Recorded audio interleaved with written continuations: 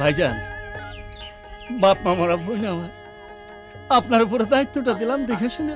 আচ্ছা আচ্ছা ঠিক আছে, দুলাভাই রেখো, দুলাভাই রেখো। দুলা ভাই, আরে হয়েছে তো ভাই, হয়েছে হয়েছে, আহ তো আহ, চল এই চল চল যা ভাই। চল চল চল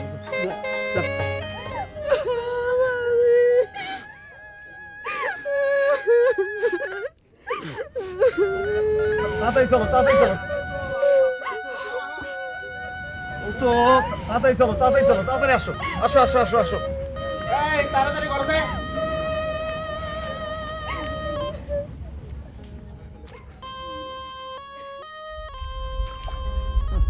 হাড্ডি দেখা বিয়া, এখানে ভালোই হাড্ডি, এমন সমাধান করছে যে গোস্ত তো দূরের কথা, হাড্ডিও পর্যন্ত পাইনি। বাকি জীবন হোসেনের যে কি হইব। দুলাভাই, আপনি তো জানেন আমি তো রাজি আছিলাম না, আমারও তো বাধ্য করানো হয়েছে। কি একটা বিরাট মানসিক যন্ত্রণার মধ্যে আমার ফেলানো হয়েছে।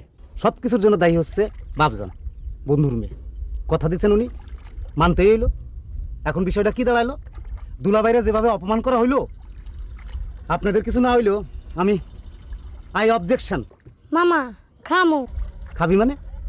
এনা কেবল খাইলি? খাওয়ানে ঘরে পোলা, বুঝছস না? যে খাওয়ান খাওয়াইছে তাতে আমারই তো পেট চোচো করতেছে। এই যে এদিকে কোথাও থামাছে, আমরা বাপ্পাটা খাই আসি। কি কোন শরমের কথা? আর এই 15-20 মিনিট পরেই তো বাড়ি, তারপরে না খাওয়ান রেডি বাড়িতে। মেলা দেরি, ওনে ওনে রাখ রাখ। আহা দুলাভাই, একটু থামেন চাই, থামেন। না এই যে এখানে রাখতো, আমরা বাপ্পাটা খাই আসি। আচ্ছা আপনি সামনের হাটে নেমে যান, হইলো তো? একটু হাত লাগাও। এই যে বউ নিয়ে আসছে, বউ নিয়ে আসছে, বউ চলে আসছে, এই যে চলে আসছে। বাহ, বেঁচে থাকো, বেঁচে থাকো, বাহ। বাহ, কি সুন্দর বউ। হ্যাঁ, এই তোমার বড় ভাবি। ভাবি থাক লাগবে না, লাগবে না, থাক। কি সুন্দর বউ হয়েছে রে। নিয়ে যাও, নিয়ে যাও, বসো, যাও, আসো, তোমরা আসো। মমিন, কি খবর? আইয়েন শোনো, এদিকে। আসো। সমাদর কেমন? আব্বা, বসো,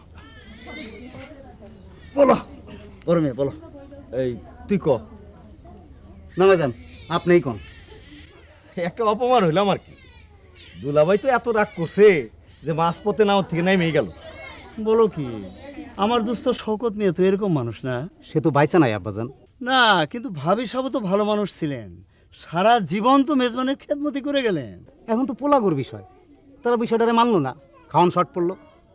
আব্বা, আমরা তো নতুন আত্মীয় না, আমার করে বললে কি হইতো? দেন মনে একটা ভেজাল লাগলো। তাছাড়া ওই কাজীর টাকা কে দিব সেটা নিয়ে লাগলো ক্যাসাল।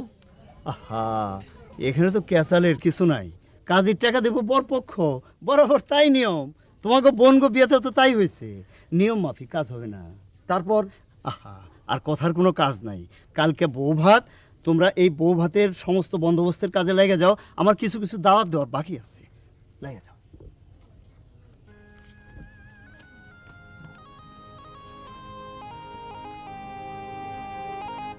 বুঝছো তো?